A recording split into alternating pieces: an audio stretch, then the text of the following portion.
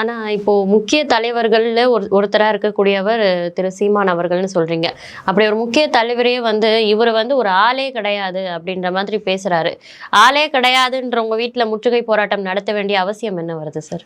முரண்பாடுகள் இருக்குது, கோபம் இருக்குது திருமுருகன் காந்தி கிட்ட. பெரியாரை யாரும் விமர்சிக்க மாட்டாங்கன்னு சொல்லி விமர்சிச்சிட்டாரு எங்களுடைய அந்த ஆதங்கமும் கோபத்தின் வெளிப்பாடு அவர் காட்டுறாரு. பேச்சுகளில் முரண்பாடு இருக்குது. உங்கள் கேள்வி அதற்கு பதிலாக இருக்குது.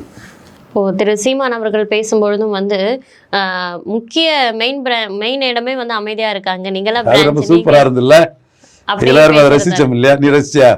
நிச்சயமா சார், நான் நல்லா ரசிச்சேன். ஹோல்சேல் டீலர் ஐயா வீரவனிருக்க பெட்டி கடைகள் ஏம்பா நீங்க, அது நல்லாவே இருந்தது. அதான் இந்த விஷயமா ஐயா வீரமணி ஏன் பதில் சொல்லலைங்கிறத கேட்குறாரு. அதுக்கு காரணம் என்னவா இருக்கும்னு நினைக்கிறீங்க சார்?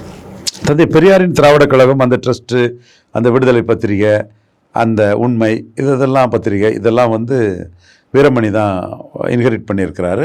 வீரமணி தான் அதுக்கு வாரிசாக இருக்கிறாரு. வாரிசெல்லாம் தான்